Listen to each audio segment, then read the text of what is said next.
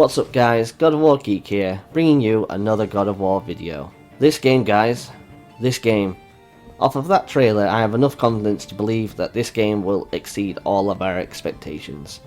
Some of the visuals are just mind-blowing, and I did expect some to be in the next game.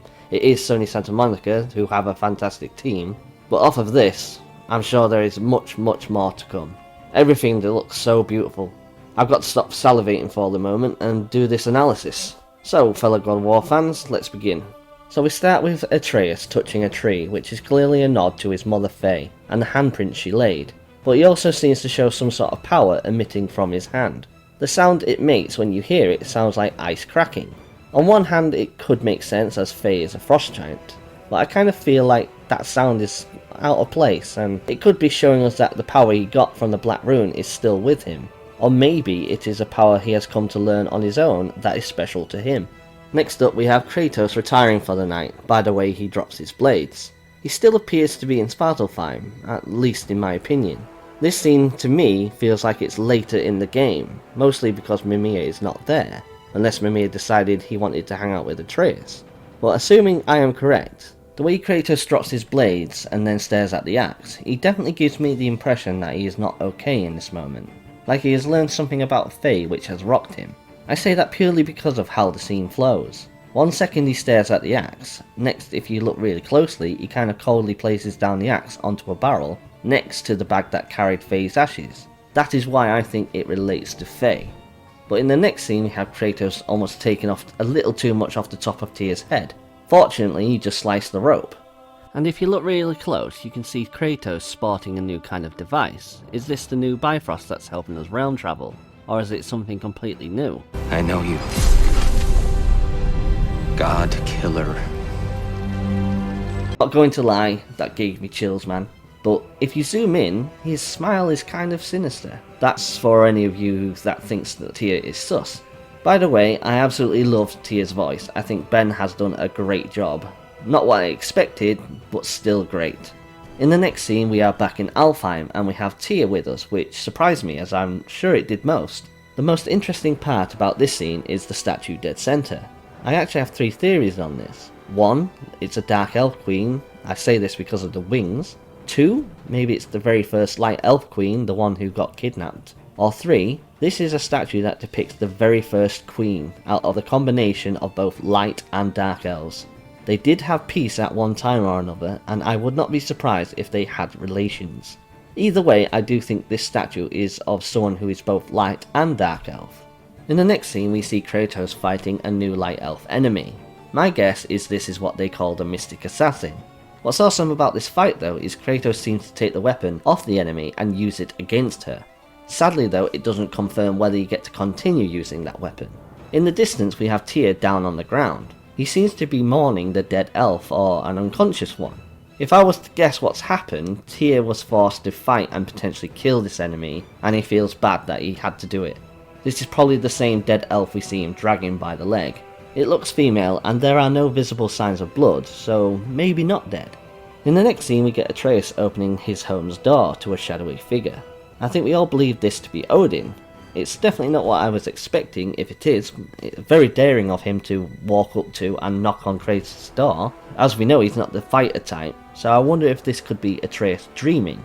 In the next scene we see some sort of magic at play. I can't tell if it's coming from Atreus or not, but it shows a warrior leading an army. I believe this central warrior to be Atreus. The soldiers appear to be holding a shield with specific realms on them. One from Muspelheim, one from Midgard and the other from Jotunheim. This tells me we are gathering an army from these realms. There are 2 shields blank, so does this mean that Atreus and Kratos will have the job of recruiting only 2 more realms to their side, or is he going to do better than this prophecy and get all the remaining realms on his side too? I can't see why not. If you slow it down and look really closely, the power seems to come from something behind Tyr.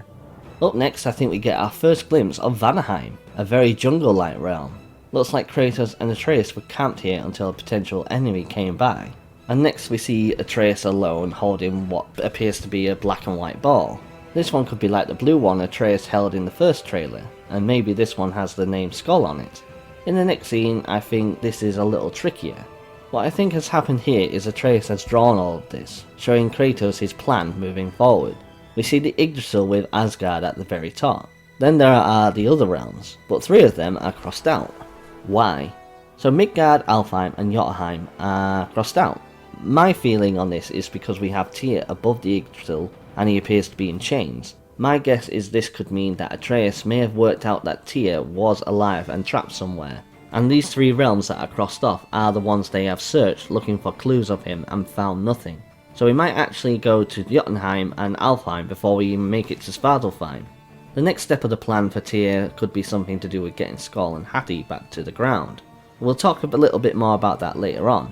And then we have these 2 pictures. One looks like an eruption, so my feeling is that this is either a sign of why Svartalfheim are experiencing earthquakes, or maybe this is a volcano in Muspelheim ready to blow. Is it Surtur related? Maybe.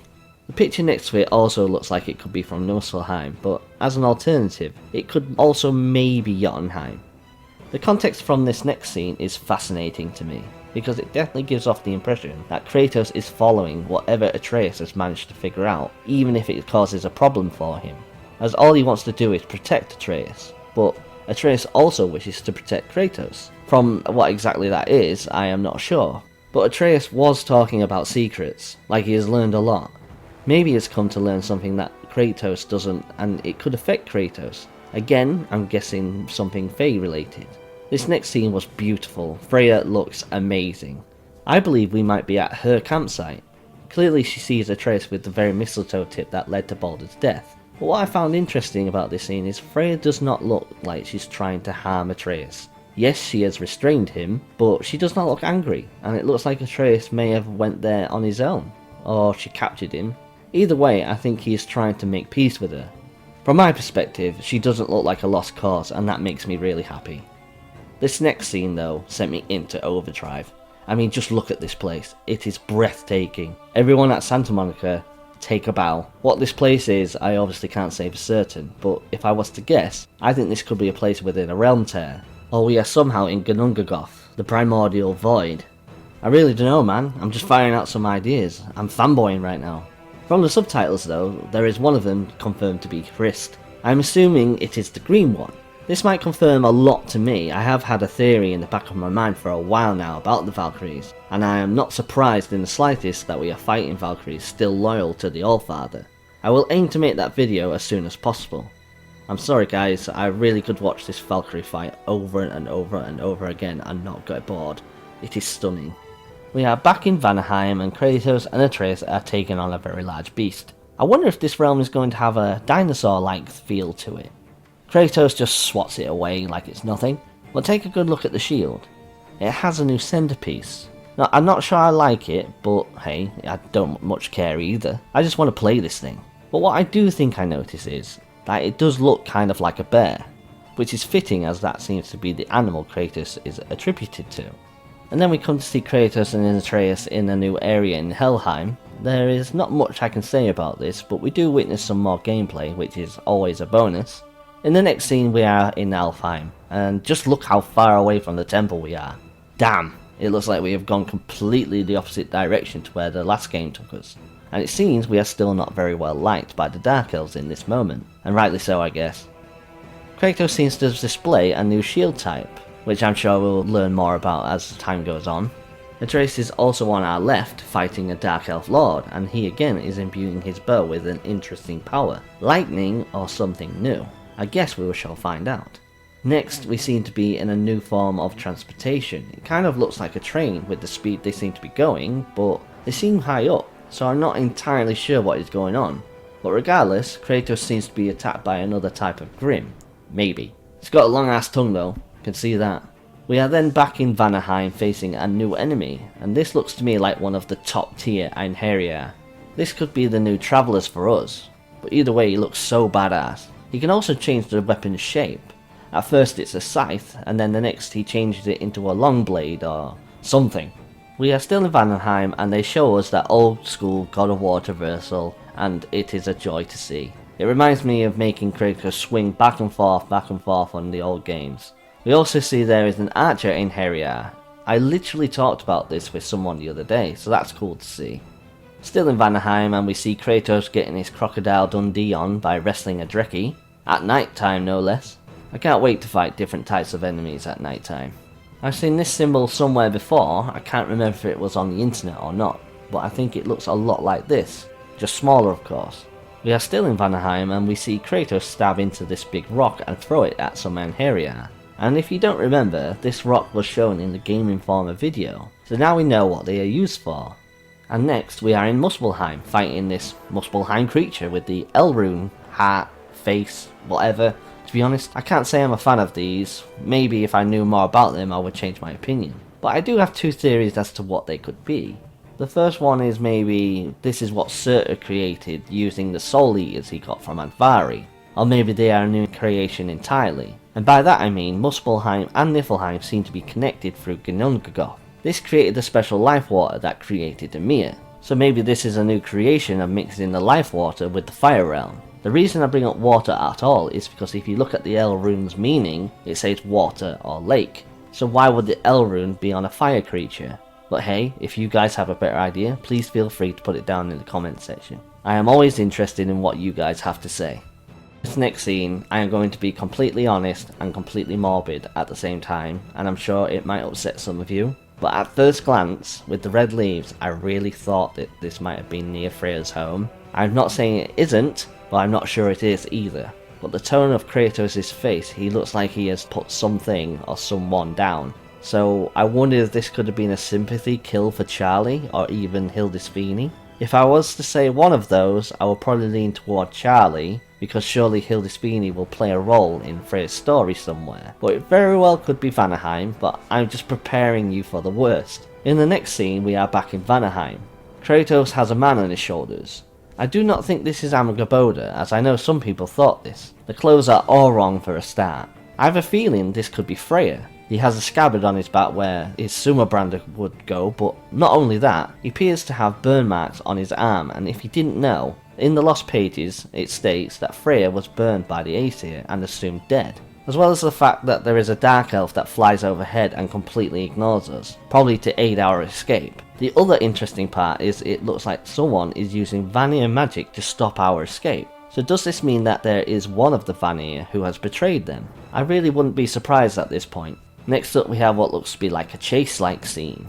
Kratos saves Atreus and throws him back onto the sled, and there is an avalanche going on. Was this caused by Freya? Interestingly though, no Mimir. So is this further evidence that Mimir is to be captured? And then we come to Kratos and Atreus underwater. Maybe it's just a cutscene, but I would be hyped if there was an underwater level. I broke it down in one of my older videos that they have hinted at underwater gameplay, so we shall see. I also believe this is in Alfheim as well, by the colour of the leaves. And then we come to another beautifully done scene. It definitely appears it is in Vanaheim we get to know Skoll and Hattie. And I'm just going to say it, I do not think this is time travel, or at least I really hope not. This looks to me like they did achieve their goal of stopping Ragnarok. The wolves don't eat the sun and moon, then there is no Ragnarok. At least that's how it's meant to go. So Sol and Manny took their opportunity to see each other again after however long. But Atreus sends Skoll to again chase the sun. So does this mean that Atreus has chosen what he thinks is the right decision and that Ragnarok has to happen? Whatever the outcome, take a bow, Santa Monica. Stunning. And next we are back in Alfheim with Kratos standing in front of the light of Alfheim again. And this must have sent shivers down everyone's spine, because this to me looks like confirmation we will once again enter the light, and hopefully with Atreus, and that we will finally get our first look of Faye.